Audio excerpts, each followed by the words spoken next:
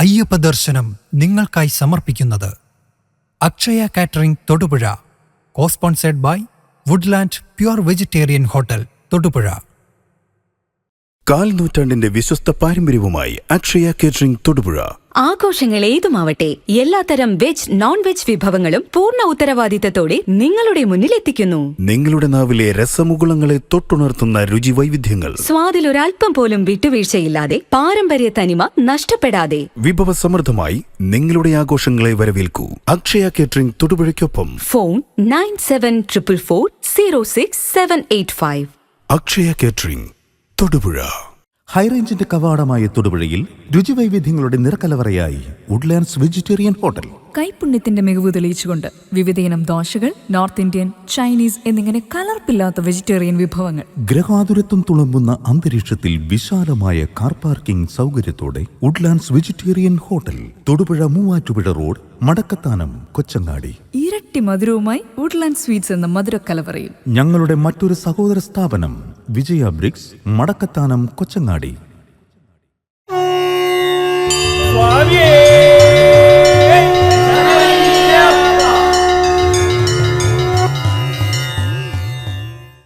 സ്വാമിയേ ശരണമയ്യപ്പ, സ്വാമിയേ ശരണമയ്യപ്പ, ഹരിഹരസുതനാനന്ദചിത്തനയ്യനയ്യപ്പ, സ്വാമിയേ ശരണമയ്യപ്പ, ശരണമയ്യപ്പ.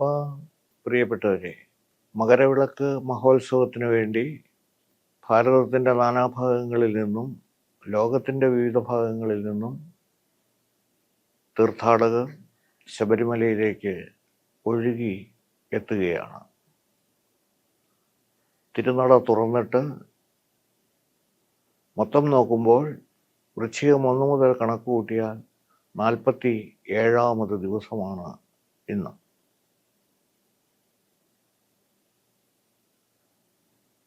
ധനുമാസം 17-ാം തീയതി. ലക്ഷക്കണക്കിന് സ്വാമി ഭക്തർ വന്നെത്തിക്കഴിഞ്ഞിരിക്കുന്നു. കേരളത്തിലെ എല്ലാ ക്ഷേത്രങ്ങളിലും തന്നെ, മിക്കവാറും എല്ലാ ക്ഷേത്രങ്ങളിലും തന്നെ ഉത്സവ പ്രതീതിയാണ്, സ്വാമിമയമാണ്, ശരണഘോഷമാണ്.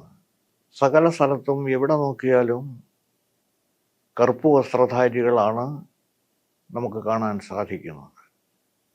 ഇന്നലെ വരെ ശബരിമല തീർത്ഥാടകരെ പത്സിച്ചിരുന്നവർ പോലും ഇന്ന് അയ്യപ്പൻ്റെ ഫോട്ടോയും വെച്ച് വിളക്കും വെച്ച് ഏതു തരത്തിൽ ചൂഷണം ചെയ്യാൻ തയ്യാറാവാം എന്ന സ്വഭാവം പുലർത്തുന്നത് ചുറ്റുപാടും കാണുന്നു എന്ന് പറയാതിരിക്കാൻ നിവൃത്തിയില്ല. എന്തായാലും കഴിഞ്ഞ ഒരു 10 വർഷത്തിൻ്റെ ഇടയ്ക്ക് ഏറ്റവും ശാന്തമായിട്ടുള്ള ഒരു തീർത്ഥാടന വർഷമാണ് ഇപ്പോൾ നടന്നുകൊണ്ടിരിക്കുന്നത് എന്ന കാര്യത്തിൽ ദേവസ്വം ബോർഡിനും അതേപോലെ തന്നെ സർക്കാരിൻ്റെ ഏറ്റവും പ്രധാനപ്പെട്ട വകുപ്പുകളായ പോലീസിനും എക്സൈസിനും ഫോറസ്റ്റിനും ഈ കാര്യങ്ങളെല്ലാം മോണിറ്റർ ചെയ്തുകൊണ്ടിരിക്കുന്ന ജുഡീഷ്യൽ ഓഫീസർമാർക്കും അഭിമാനത്തിന് വകയുണ്ട്. ഈശ്വരീയമായ കാര്യം ഈശ്വരീയമായ രീതിയിൽ തന്നെയാണ് നടപ്പാക്കുന്നത് എന്ന കാര്യത്തിലും അഭിമാനിക്കാം. 46ാമത് ദിവസം നമ്മൾ പറഞ്ഞു നിർത്തിയിടത്തു നിന്ന് ആരംഭിക്കുകയാണ്. അയ്യപ്പഗീതയുടെ അവസാന ഭാഗങ്ങളിലേക്കാണ് നാം എത്തിച്ചേരാൻ പോകുന്നത്. 14ാമത് അധ്യായമായ അമരാസുര സമ്പദ് വിഭാഗത്തിലും 15ാമത് അധ്യായമായ വിശ്വാസയോഗത്തിലും 18 ശ്ലോകങ്ങൾ വീതമാണുള്ളത്. ഭഗവത്ഗീതയിലെ 14ഉം 15ഉം അധ്യായങ്ങളുടെ മറ്റൊരു പതിപ്പാണ് ഇതെന്ന് കാണാം. ശ്രദ്ധയുണ്ടാവുമ്പോൾ പ്രതിമകളിൽ പോലും ദേവന്മാരെയും ഈശ്വരന്മാരെയും പ്രത്യക്ഷമായി കാണാൻ കഴിയുന്നു. ഗുണദോഷ സമ്മിശ്രമായ ഒരു വസ്തുവും അല്ലാത്ത ഒരു വസ്തുവും ലോകത്തിലില്ല. നല്ലതും ചീത്തയും ചേരാത്തതൊന്നും ഇല്ല. മംഗളസ്വരൂപനും നാശരഹിതനും നാമരൂപങ്ങളിൽ നിന്ന് അതീതനും മനോബുദ്ധ്യ ആദി കരണങ്ങൾക്ക് അഗോചരവും സർവത്തിനും ആധാരവുമായ ആത്മസ്വരൂപത്തെ എപ്പോഴും അനുസന്ധാനം ചെയ്തുകൊണ്ടിരിക്കണം. അതുകൊണ്ടേ സമാധാനം കിട്ടാൻ പോകുന്നുള്ളൂ.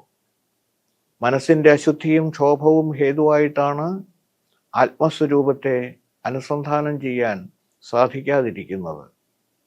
ചിത്തത്തെ നാമരൂപങ്ങളിൽ നിന്നും വലിച്ചെടുത്ത് ശാന്തമാക്കിയാൽ എല്ലാ ക്ഷോഭങ്ങളും അടങ്ങി പ്രശാന്തവും നിർമ്മലവുമായ ആത്മസ്വരൂപത്തെ അനുസന്ധാനം ചെയ്യാൻ തുടങ്ങും. മറ്റൊന്നുകൊണ്ടും കിട്ടിയിട്ടില്ലാത്ത ശാന്തിയും സമാധാനവും അപ്പോൾ അതുകൊണ്ട് കിട്ടുകയും ചെയ്യും. അവസാനത്തെ 3 അധ്യായങ്ങളിലേക്ക് നാം എത്തിച്ചേരുകയാണ്. 16, 17, 18 എന്നിവയാണവ. യഥാക്രമം അവ ഭൂമികായോഗം, ശരണാഗതി യോഗം, 18ാമത് അധ്യായമായ അയ്യപ്പ ദർശനയോഗം. 16ാമത് അധ്യായം 19 ശ്ലോകങ്ങളും 17ാമത്തെ അധ്യായത്തിൽ 18 ശ്ലോകങ്ങളും ഉൾപ്പെടുന്നു. പ്രകൃതി തത്വങ്ങളാവുന്ന പഞ്ചകോശങ്ങളാൽ മറയ്ക്കപ്പെട്ട ആത്മസ്വരൂപം തന്നെയാണ് ശബരിമലയിലെ അയ്യപ്പ വിഗ്രഹമെന്ന് ഈ അധ്യായങ്ങളിലൂടെ വെളിവാകുന്നു. അല്ലെങ്കിൽ പ്രസ്തുത ആത്മസ്വരൂപത്തെ ഉത്ബോധിപ്പിക്കുകയും സാക്ഷാത്കരിക്കുകയും ചെയ്യാനുള്ള മാർഗത്തെപ്പറ്റി നിർദ്ദേശിക്കുകയുമാണ് ശബരിമലയിലെ അയ്യപ്പ വിഗ്രഹമെന്നാണ് സമർത്ഥനം. അതിനാൽ ശബരിമല ശാസ്ത്രദർശനം ഒരു പ്രകാരത്തിൽ ആത്മദർശനം തന്നെ, അല്ലെങ്കിൽ ആത്മദർശനത്തിനുള്ള പ്രചോദനമെങ്കിലുമാണ് അയ്യപ്പ ദർശനം. ശ്രേണീതേ പ്രഥമാതു സർവജഗതാം സന്ധാരിണീ മേദിനി സോപാനസ്യ തഥാ പരാസു വിമലാ തത്വം ജലം ശോഭനം തേജസ്തസ്യ തൃതീയകാച തമസോ രാശേരലം പക്ഷകം ഭൂയോ വായുരലങ്കരോതി ഭഗവൽ വ്യോമസ്ഥിതാ പഞ്ചമി.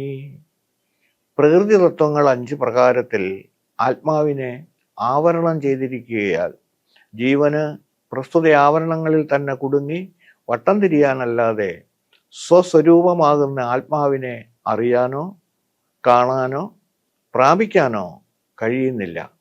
അത് തന്നെ ബന്ധം അല്ലെങ്കിൽ സംസാരം. മേൽപ്പറഞ്ഞ പഞ്ചാവരണങ്ങൾ തന്നെ പ്രസിദ്ധങ്ങളായ പഞ്ചകോശങ്ങൾ. അവ അന്നമയകോശം, പ്രാണമയകോശം, മനോമയകോശം, വിജ്ഞാനമയകോശം, ആനന്ദമയകോശം എന്നിവയാണ്. ഈ പഞ്ചകോശങ്ങളെ തന്നെയാണ് സ്ഥൂല ശരീരം, സൂക്ഷ്മ ശരീരം, കാരണശരീരം എന്നീ ശരീരങ്ങളായും പറഞ്ഞു വരുന്നത്. അന്നമയകോശമെന്ന ഈ ദേഹം അത് തന്നെയാണ് സ്ഥൂല ശരീരം. പ്രാണമയകോശവും മനോമയകോശവും വിജ്ഞാനമയകോശവും കൂടിച്ചേർന്നത് സൂക്ഷ്മ ശരീരം. അന്നമയകോശം, കാരണശരീരം പറയപ്പെട്ട 3 ശരീരങ്ങളും അല്ലെങ്കിൽ 5 കോശങ്ങളും ജീവൻ ഉപാധികളും ആത്മാവിന് ആവരണങ്ങളാണ്. എങ്കിലും സൂക്ഷ്മ ശരീരം അല്ലെങ്കിൽ പ്രാണ മനോ വിജ്ഞാനമയ കോശങ്ങൾ മുഖ്യോപാധികളാണ്. സൂക്ഷ്മ ശരീരത്തിന് ആകെ 17 ഘടകങ്ങളാണുള്ളത്. പ്രസ്തുത 17 ഘടകങ്ങളും ജീവത്വമാകുന്ന അഭിമാനവും ഈ 18 തടസ്സങ്ങളാണ് ജീവന് ആത്മാവിനെ ദർശിക്കാൻ സമ്മതിക്കാതെ നിൽക്കുന്ന മുഖ്യങ്ങളായ പ്രതിബന്ധങ്ങൾ. ഈ പ്രതിബന്ധങ്ങളെ അതിക്രമിച്ചാൽ അത് മാത്രമാണ് ആത്മസാക്ഷാത്കാരത്തിന് അർഹതയുണ്ടാവാനുള്ള വഴി. പ്രസ്തുത 18 പ്രതിബന്ധങ്ങളാണ് ശബരിമല ക്ഷേത്രത്തിലെ 18 പടികളെന്നാണ് ഇവിടെ സമർത്ഥിക്കുന്നത്. ശബരിമല ക്ഷേത്രത്തിൽ 18 പടികൾ കയറിയാണ് ഭഗവത് സന്നിധിയിലെത്തുന്നത്. അപ്പോഴാണ് ഭഗവത് ദർശനം സാധിക്കുന്നത്. അന്തര്യാമിയായ ആത്മാവിനെ ദർശിക്കാൻ 18 തത്വ പ്രതിബന്ധങ്ങളെയാണ് 18 പടികളാക്കി കെട്ടിയിരിക്കുന്നത്. അതിൽ 5 പടികളുടെ താത്വിക സ്വരൂപത്തെയാണ് വ്യക്തമാക്കാൻ പോകുന്നത്. പഞ്ചഭൂതങ്ങളുടെ പ്രതീകങ്ങളാണ് ആദ്യത്തെ 5 പടികൾ എന്ന് പറയുന്നത്. 1ാമത്തെ പടി ഭൂമിയുടെയും, 2ാമത്തെ പടി ജലത്തിൻ്റെയും, 3ാമത്തെ പടി അഗ്നിയുടെയും, 4ാമത്തേത് വായുവിൻ്റെതും, 5ാമത്തത് ആകാശത്തിൻ്റെയും പ്രതീകങ്ങളാണ്. ജീവോപാധികളുടെ മുഖ്യങ്ങളായ ഘടകങ്ങൾ പഞ്ചഭൂതങ്ങൾ തന്നെ. സ്ഥൂല സൂക്ഷ്മ ആകാരമായ ജഗത്തു മുഴുവൻ പഞ്ചഭൂതമയം തന്നെ. അകവും പുറവും മുഴുവൻ പഞ്ചഭൂത കാരണങ്ങളാൽ നിറയപ്പെട്ടിരിക്കുന്നു. ആത്മാവിൻ്റെ ഏറ്റവും പുറമേയുള്ള കനത്ത ആവരണങ്ങളും പഞ്ചഭൂതങ്ങൾ തന്നെ. അതിനാൽ ആദ്യം അതിക്രമിക്കേണ്ടിയിരിക്കുന്നത് പഞ്ചഭൂതങ്ങളെയും അവയുടെ വികാരങ്ങളെയും തന്നെ. ഈ തത്വത്തെ ഉത്ബോധിപ്പിക്കുന്നു ശബരിമല സന്നിധാനത്തിലെ പവിത്രമായ 18 പടികളിലെ പ്രഥമ 5 പടികൾ. ഷഷ്ടീതസ്യ വിരാജതേ ദുരുചിര ശ്രേണീതുവാണീ ശുഭ ഭൂയ പാണിയുഗഞ്ച മംഗളമയീ സസ്യാദനങ്കാരിജ പാദൗ ചാപി സുഗുണ്യതേ സുരഗുരോ ശ്രേണി പുനശ്ചാഷ്ടമി പായുശ്ചേന്ദ്രിയതസ്യ സൃഷ്ടു നവമീ സഞ്ജായതേ ശങ്കരീ. പഞ്ചഭൂതങ്ങൾ കഴിഞ്ഞാൽ പിന്നെ കർമ്മേന്ദ്രിയങ്ങളാണ്. സൂക്ഷ്മ ശരീരത്തിലെ മുഖ്യങ്ങളായ 5 ഘടകങ്ങൾ ജീവിതവും ജീവിതത്തിലെ എല്ലാ അനുഭവങ്ങളും ജനന മരണങ്ങളും എന്നുവേണ്ട ജീവന്റെ എല്ലാ അനുഭവങ്ങളും കർമ്മമയങ്ങളാണ്. കർമ്മങ്ങൾക്കെല്ലാം ആസ്പദം കർമ്മേന്ദ്രിയങ്ങളാണ്. വാക്ക്, പാണി, പാദം, പായു, ഉപസ്ഥം ഇവയാണ് 5 കർമ്മേന്ദ്രിയങ്ങൾ. മേഷ് ലോകത്തിൽ ഇവയിൽ ആദ്യത്തെ 4 ഉൾക്കൊള്ളിച്ചിരിക്കുന്നു. ശബരിമല ക്ഷേത്രത്തിലെ 18 പടികളിൽ ആദ്യത്തെ 5 കഴിഞ്ഞാൽ 6 മുതൽ 9 കൂടിയ അടുത്ത 4 പടികൾ യഥാക്രമം വാക്ക്, പാണി, പാദം, പായു എന്നീ 4 കർമ്മേന്ദ്രിയങ്ങളുടെ പ്രതീകങ്ങളാണെന്ന് താൽപ്പര്യം. രമ്യം തേ ഖലു തസ്യ ദേവദശമീ ശ്രേണീ ച ശിഷ്ണേന്ദ്രിയം ശ്രോത്രം ചാത്ര പ്രചണ്ഡ ശസ്ത്രകുശല ഐഞ്ചൈകാദശീ ശ്രേണിക ത്വഗ്ഭൂയോപി ച ശോഭനാരസപദേ തത്വം പരം ദ്വാദശി ചക്ഷുശ്ചാപി സ്വരൂപദർശനകരം ജേഗീയതേ ശ്രേണിക. 18 പടികളിൽ 10ാമത് പടി ഉപസ്ഥേന്ദ്രിയത്തിൻ്റെ പ്രതീകമാണ്. 11, 12, 13 പടികൾ ശ്രോത്രം, ത്വക്ക്, ചക്ഷുസ് എന്നീ 3 ജ്ഞാനേന്ദ്രിയങ്ങളുടെയും പ്രതീകങ്ങളാണ്. ഘ്രാണശ്ചൈവ ചതുർദശി പരതരം ഗന്ധോദ്വഹം സാശ്രുഭ സദ്വാസാദ് വിചാരണേ പരശ്ചരസനാ ജിഹ്വാഗ്രദേശസ്ഥിത ശ്രേണീ പഞ്ചദശി മനോ മനനസൃൽ ശ്രേണീവരാ ഷോഡശി ബുദ്ധിർബോധകരീ സദാ ശുഭകരീ ശ്രേണീ മനോമോഹിനി.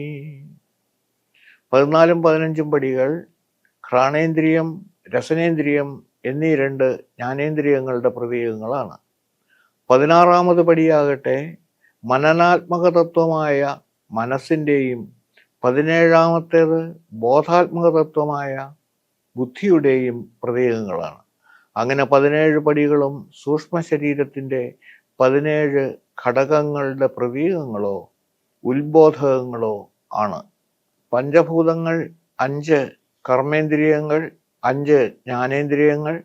പഞ്ചഭൂതങ്ങൾ 5, കർമ്മേന്ദ്രിയങ്ങൾ 5, ജ്ഞാനേന്ദ്രിയങ്ങൾ 5, മനസ്സും ബുദ്ധിയും കൂടിയ അന്ധക്കരണം 2. ഇപ്രകാരം 17 ഘടകങ്ങളാണ് സൂക്ഷ്മ ശരീരത്തിലുള്ളത്. ഇവയും ഇവയുടെ വൃത്തികളുമാണ് ജീവന് ഈശ്വര ദർശനത്തിന് തടസ്സങ്ങളായിട്ടിരിക്കുന്നത്.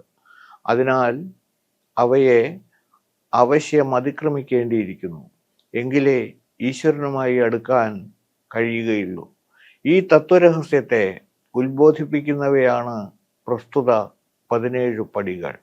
ശ്രേണീതേ പരിമാർജിത സകലത കാമപ്രവാഹാനല സോപാനസ്യ വിരാജതേ തിജേനീ ജീവാത്മതത്വേനയാം ശ്രീശേഷാത്മജനുസ്യ പന്തളപദേ ഈശസ്യ ശാന്തിപ്രദാ ഇത്യുഷ്ട്യാദശ ഇത്യുഷ്ട്യാദശതത്വമജുംതപദസ്ഥാനം ഹി വന്ദേ മുദാ. 18ാമത് ജീവാത്മതത്വം തന്നെയാണ് നാനാമുഖങ്ങളായ ആഗ്രഹ പരമ്പരകൾ പ്രവഹിച്ചുകൊണ്ട് എല്ലാറ്റിൻ്റെയും കർത്താവും ഭോക്താവുമായി അഭിമാനിക്കുന്ന അഭിമാന സ്വരൂപമായ ജീവാത്മാവ് തന്നെ 18ാമത്തെ തത്വം. അതിൻ്റെ പ്രതീകം അല്ലെങ്കിൽ ഉത്ബോധകമാണ് 18ാമത്തെ പടി. അതിനെയും അതിക്രമിക്കുമ്പോഴാണ് ഒരാൾക്ക് ഈശ്വര ദർശനമുണ്ടാവുന്നത്. ഇതുതന്നെയല്ലേ ശബരീശ സന്നിധി? ഇപ്രകാരമുള്ള തത്വബോധകങ്ങളും ശാന്തിപ്രദങ്ങളുമായ പ്രസ്തുത 18 പടികളെയും ഞാൻ വന്ദിക്കുന്നു. ആസേതു ഹിമാചലം നിവസിക്കുന്ന ഭാരതീയരുടെ ആധ്യാത്മിക ഉന്നതിക്കും വൈകാരിക ഐക്യത്തിനും വേണ്ടിയുള്ള ഏതു പ്രയത്നവും ശ്ലാഘനീയം മാത്രമല്ല, പ്രോത്സാഹനാർഹം കൂടിയാണെന്ന കാര്യം നിസ്സംശയം പറയാം. എന്നത്തെക്കാളെ ഈ അഭിപ്രായം അംഗീകരിക്കപ്പെട്ടിട്ടുള്ള ഒരു കാലം കൂടിയാണിത്. ആത്മജ്ഞാനപരങ്ങളായ സൽഗ്രന്ഥങ്ങൾ വൈകാരിക ഐക്യ സമ്പാദനത്തിൽ വഹിക്കുന്ന പങ്ക് അനുപമാണെന്ന് ഭാരതീയ സംസ്കാര ചരിത്രം ഇതിനു മുമ്പും പലപ്പോഴും തെളിയിച്ചിട്ടുള്ളതാണ്. ക്ഷുദ്രമായ ഹൃദയ ദൗർബല്യം ശിഥിലീകരണ പ്രക്രിയയ്ക്ക് വളം വെച്ചു കൊടുക്കുന്നു. ആലോചിച്ചു നോക്കുക. കുരുക്ഷേത്ര യുദ്ധം നടന്നുകൊണ്ടിരിക്കെ കുരുക്ഷേത്ര യുദ്ധത്തിലെ യുദ്ധരംഗത്തിൻ്റെ മധ്യഭാഗത്ത് തൻ്റെ എതിരാളികൾ ആര് എന്ന് കാണാൻ വേണ്ടിയിട്ട് പാർത്ഥനെ സ്വാധീനിച്ച് അർജുനൻ യുദ്ധ സ്ഥലത്തിൻ്റെ നടുഭാഗത്ത് കുരുക്ഷേത്രത്തിൽ എത്തിച്ചേർന്നു. അപ്പുറം ഇപ്പുറവും നിൽക്കുന്ന ആളുകളെ കണ്ടപ്പോൾ മുഴുവനും തൻ്റെ ബന്ധുക്കളാണെന്ന് മനസ്സിലാക്കിയ അർജുനൻ വളരെയേറെ സങ്കടത്തോടുകൂടി എനിക്ക് ഈ യുദ്ധം കൊണ്ട് എന്നും നേടേണ്ടതില്ല എന്ന് പറയുന്നിടത്ത് അർജുനന് കിട്ടുന്ന ആദ്യത്തെ ഒരു ഉപദേശം അല്ലെങ്കിൽ ഭഗവത്ഗീതയിലെ ഏറ്റവും പ്രധാനപ്പെട്ട ഒരു ശ്ലോകം എന്ന നിലയിൽ ഇവിടെ ആ ശ്ലോകത്തിന് വളരെ പ്രാധാന്യമുള്ള ഒരു ഭാഗമായിട്ട് ചൂണ്ടിക്കാണിക്കാനുണ്ട്. അത് 2ാം അധ്യായത്തിലാണ്. ക്ലൈബ്യമാസ്മകമപ്പാർത്ഥ നൈതത്വരുപപദ്യതേ ക്ഷുദ്രം ഹൃദയ ദൗർബല്യം ഉത്തിഷ്ഠോത്തിഷ്ഠ പരന്തപ. ഇതിനെ ഉന്മൂലനം ചെയ്യാനുള്ള മനക്കരുത്ത് നേടണം. അതായത് ഹൃദയ ദൗർബല്യത്തെ ക്ഷുദ്രമാണ് എന്ന് ബോധ്യപ്പെട്ടുകൊണ്ട് അത് പൂർണ്ണമായിട്ടും ഒഴിവാക്കി എടുക്കാനായി സാധിക്കണമെന്നാണ് അതിൽ നിന്നും മനസ്സിലാക്കേണ്ടത്. ഏറ്റവും അവസാന ഭാഗത്ത് കിട്ടുന്ന ഒരു ഉപദേശം കൂടി നമുക്ക് മനസ്സിലാക്കേണ്ടതായിട്ടുണ്ട്. എപ്പോഴെപ്പോൾ എവിടെയെല്ലാം ധർമ്മത്തിന് നാശം സംഭവിക്കുന്നുവോ ആ നാശം സംഭവിക്കുന്നിടത്ത് അവിടെ ധർമ്മരക്ഷണം ലക്ഷ്യം വെച്ചുകൊണ്ട് ഭഗവാൻ എത്തിച്ചേരും എന്ന് പറഞ്ഞതുപോലെ തന്നെ എവിടെയെല്ലാം ധർമ്മനാശം ഉണ്ടാകുമോ അവിടെ ഞാൻ എത്തിച്ചേരും എന്ന് ശബരിയോട് അയ്യപ്പസ്വാമി കൃത്യമായിട്ട് ഉപദേശം നൽകുന്നുണ്ട്. ക്ഷുദ്രമായിട്ടുള്ളതാണ് ഹൃദയ ദൗർബല്യമെന്നും അതുകൊണ്ട് തന്നെ അത് നമുക്ക് ചെയ്യാനുള്ള പ്രവർത്തികൾ ചെയ്യുന്നതിൽ വിമുഖത ഉണ്ടാകും എന്നുള്ളതും മനസ്സിലാക്കുക. അതുകൊണ്ട് തന്നെ അതിനെ നേരിടുകയും അതിനെ ഇല്ലായ്മ ചെയ്യുകയും ചെയ്യണം. അതിന് ആത്മവീര്യം വർദ്ധിപ്പിക്കുന്നതിനും ആത്മവീര്യം ഉണർത്തുന്നതിനുമുള്ള വിഭാഗീയ പ്രവണത അത് കെടുത്തുന്നതാണ് എന്ന് ബോധ്യപ്പെട്ടുകൊണ്ട് മുളയിലെ നുള്ളുന്നതിനുള്ള മനുക്കരുത്ത് സമാർജിക്കുന്നതിന് ഇത്തരം തത്വശാസ്ത്ര ഗ്രന്ഥങ്ങൾ പ്രായോഗിക ബുദ്ധിയോടുകൂടി പഠിക്കുന്നത് തനിക്കും അന്യനും ഒരുപോലെ ഗുണകരമായിരിക്കും. അയ്യപ്പ ഭക്തരുടെ എണ്ണം നിമിഷം പ്രതി വർദ്ധിച്ചു വരുന്ന ഇക്കാലത്ത് അയ്യപ്പധർമ്മം അടുത്തറിഞ്ഞ് തങ്ങൾ നേടുന്ന ആത്മോത്കർഷം അവരവർക്ക് മാത്രമല്ല സമൂഹത്തിനും ഉന്നതി നേടുന്നതിന് സഹായകരമാവും എന്ന കാര്യത്തിൽ ഒട്ടും സംശയം വേണ്ടതില്ല. കഴിഞ്ഞ ഏതാനും ദിവസങ്ങളിലായി നാം ശ്രവിച്ചിരുന്നത് ശ്രീമദ് അയ്യപ്പഗീത എന്ന മഹത് ഗ്രന്ഥത്തിൻ്റെ ഭാഗമാണ്.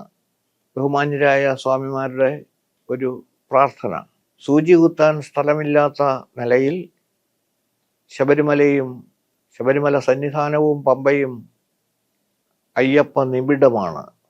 നാം മനസ്സിലാക്കേണ്ടതും ചിന്തിക്കേണ്ടതും സന്നിധാനവും പമ്പയും ഏറ്റവും ശുചിയായി സൂക്ഷിക്കുന്നതിന് നമുക്കെന്ത് ചെയ്യാൻ സാധിക്കും എന്ന് ഓരോരുത്തരും ഈ സമയത്ത് ചിന്തിക്കണം. തങ്ങളുടെ കെട്ടുകളിൽ ഒരല്പം പോലും പ്ലാസ്റ്റിക് ഉപയോഗിച്ചിട്ടില്ല എന്ന് ഓരോ സ്വാമി ഭക്തനും ഉറപ്പുവരുത്തണം. അതേപോലെ തന്നെ പ്ലാസ്റ്റിക്കിൻ്റെ ഒരു സാധനങ്ങളും കൊണ്ടുവന്നിട്ടില്ല എന്ന് തീരുമാനിക്കുന്നത് പോലെ തന്നെ 2 കൂട്ടം സാധനങ്ങൾ, ഒന്ന് പനിനീര്, മറ്റൊന്ന് തേന്, ഇത് രണ്ടും സന്നിധാനത്തേക്ക് കൊണ്ടുവരാതിരിക്കുക. കടകളിൽ നിന്ന് നമ്മൾ വാങ്ങുമ്പോൾ ഈ 2 സാധനങ്ങൾ നമുക്ക് ലഭ്യമാണ്. അത് കെട്ട് നിറയ്ക്കുന്നിടത്ത് തന്നെ ഉപയോഗിക്കാനായിട്ട് സാധിക്കും. അത് തേൻ നമുക്ക് ത്രിമധുരം ഉണ്ടാക്കുന്നതിലും പനിനീര് കളഭക്കട്ട അലിയിക്കുന്നതിനും ഉപയോഗിക്കുമ്പോൾ നമ്മുടെ ഓരോരുത്തരുടെയും വീടുകളിൽ ഈ 2 ചെറിയ കുപ്പികൾ മാത്രമേ വരികയുള്ളൂ. പക്ഷേ സന്നിധാനത്തേക്ക് ഇത് നമ്മൾ കൊണ്ടുവരാൻ തയ്യാറെടുക്കുമ്പോൾ 1000-ഓ 2000-ഓ അല്ല, ലക്ഷക്കണക്കിന് കുപ്പികളാണ് അവിടെ എത്തിച്ചേരുക.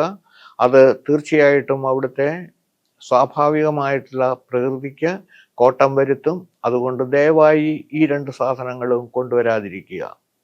രണ്ടാമത്തെ കാര്യം, തിരക്ക് വർദ്ധിച്ചിരിക്കുന്നു. മറ്റു സംസ്ഥാനങ്ങളിൽ നിന്നുള്ള സ്വാമിമാരാണ് വരുന്നത്.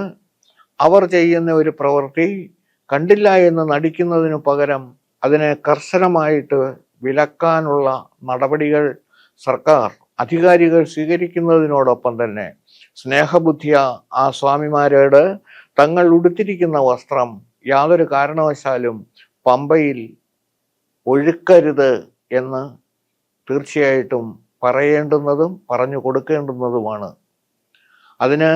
ഇതിനു മുമ്പിരുന്ന, ഞാൻ ആരെയും കുറ്റപ്പെടുത്തി പറയുകയാണെന്ന് ധരിക്കേണ്ട, ഇതിനു മുമ്പിരുന്ന ദേവസ്വം ബോർഡിന് ഈ പറഞ്ഞ കറുത്ത വസ്ത്രം ഒഴുക്കിയത് ലേലം ചെയ്ത വകയിൽ 8 ലക്ഷം രൂപ സമ്പാദിക്കാൻ ശ്രമിച്ച വിവരമൊക്കെ എല്ലാവർക്കും അറിയാം.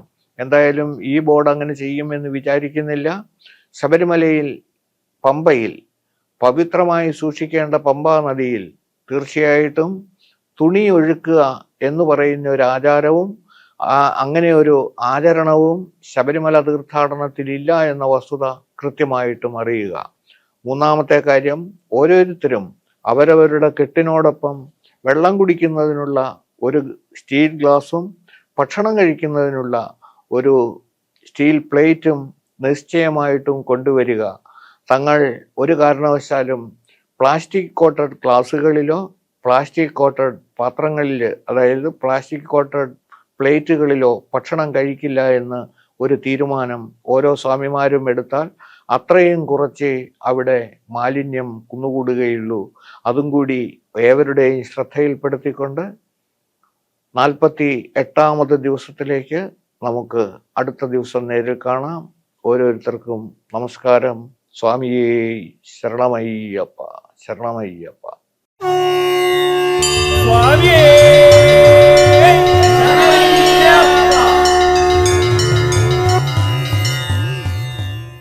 അയ്യപ്പ ദർശനം നിങ്ങൾക്കായി സമർപ്പിച്ചത് Akshaya catering Thodupuzha, cosponsored by Woodland pure vegetarian hotel Thodupuzha. 4 നൂറ്റാണ്ടിന്റെ വിശ്വസ്ത പാരമ്പര്യവുമായി അക്ഷയ കേറ്ററിംഗ് തൊടുപുഴ. ആഘോഷങ്ങൾ ഏതുമാവട്ടെ, എല്ലാത്തരം വെജ് നോൺ വെജ് വിഭവങ്ങളും പൂർണ്ണ ഉത്തരവാദിത്തത്തോടെ നിങ്ങളുടെ മുന്നിൽ എത്തിക്കുന്നു. നിങ്ങളുടെ നാവിലെ രസമുകുളങ്ങളെ തൊട്ടുണർത്തുന്ന രുചി വൈവിധ്യങ്ങൾ, സ്വാദിൽ ഒരൽപ്പം പോലും വിട്ടുവീഴ്ചയില്ലാതെ, പാരമ്പര്യ തനിമ നഷ്ടപ്പെടാതെ വിഭവസമൃദ്ധമായി നിങ്ങളുടെ ആഘോഷങ്ങളെ വരവേൽക്കൂ. അക്ഷയ കേറ്ററിംഗ് തൊടുപുഴയ്ക്കൊപ്പം ഫോൺ 9744066785. അക്ഷയ കേറ്ററിംഗ് തൊടുപുഴ. ഹൈറേഞ്ചിന്റെ കവാടമായ തൊടുപുഴയിൽ രുചിവൈവിധ്യങ്ങളുടെ നിറക്കലവറയായി വുഡ്ലാൻഡ്സ് വെജിറ്റേറിയൻ ഹോട്ടൽ. കൈപുണ്യത്തിന്റെ മികവ് തെളിയിച്ചുകൊണ്ട് വിവിധയിനം ദോശകൾ, നോർത്ത് ഇന്ത്യൻ, ചൈനീസ് എന്നിങ്ങനെ കലർപ്പില്ലാത്ത വെജിറ്റേറിയൻ വിഭവങ്ങൾ. ഗ്രഹാതുരത്വം തുളുമ്പുന്ന അന്തരീക്ഷത്തിൽ വിശാലമായ കാർ പാർക്കിംഗ് സൗകര്യത്തോടെ Woodlands vegetarian hotel, Thodupuzha Muvattupuzha road, Madakkathanam, Kochangadi. ഇരട്ടി മധുരവുമായി വുഡ്ലാൻഡ് സ്വീറ്റ്സ് എന്ന മധുരക്കലവറയും. ഞങ്ങളുടെ മറ്റൊരു സഹോദര സ്ഥാപനം വിജയ ബ്രിക്സ്, മടക്കത്താനം, കൊച്ചങ്ങാടി.